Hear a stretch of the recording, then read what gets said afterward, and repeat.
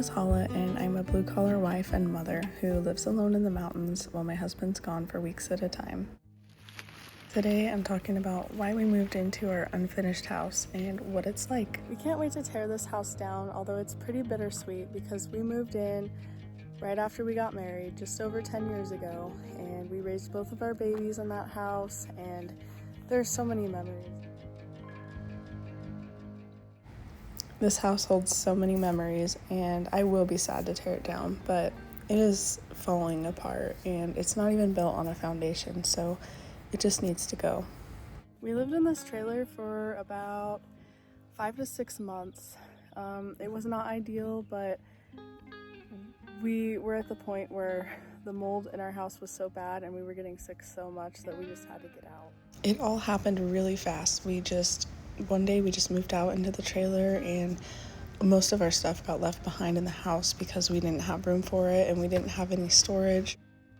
We made it work, and we ended up staying in there until November when it just got too cold for us to live in the trailer.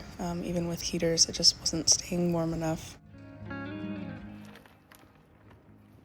Winter was sneaking up on us and we had to get out of the trailer, so we were forced into this house before it was even finished.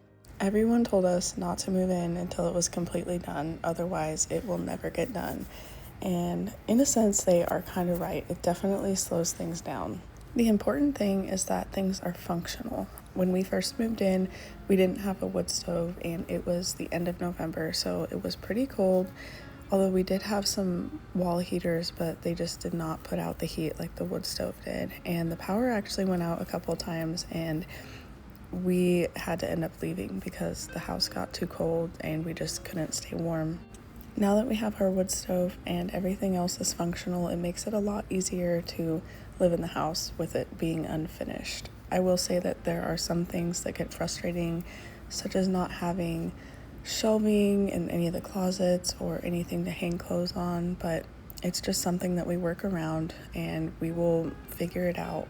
Being a woman, it is hard for me to keep working on the house alone when my husband's gone. I don't have the construction knowledge or anything like that, but I have been trying to learn because I do want to try to get some small stuff done. That way my husband doesn't have to worry about it when he comes home from working long weeks out of town. That way he can spend some time with the family and just enjoy his home a little bit while he's here. My husband being gone, there's so many projects that I have to tackle on my own. Otherwise, they just won't get done. Here you see me sanding some scrap wood that I got from the neighbor. He has a sawmill, and he was nice enough to give me these pieces so I could make some shelves.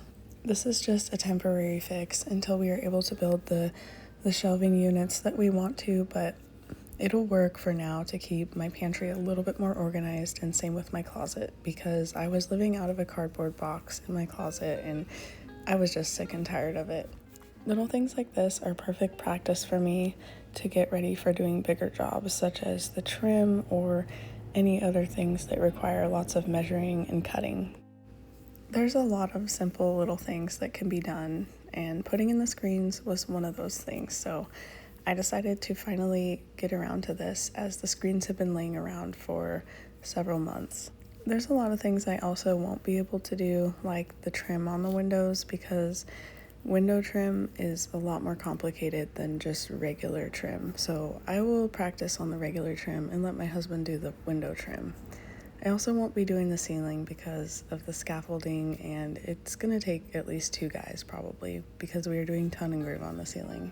I will also be leaving the tile work on the back of the wood stove to my husband and finishing the stairs, because those are 2 things that I just don't feel comfortable doing. I will also let him do the backsplash in the kitchen.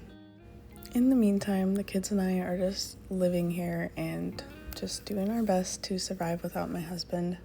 We never could have imagined that it would take us over 3 years to build our house, but here we are. It took 3 years to put it up and make it to where we could live in it, and now it's going to take even longer to get the rest of it finished.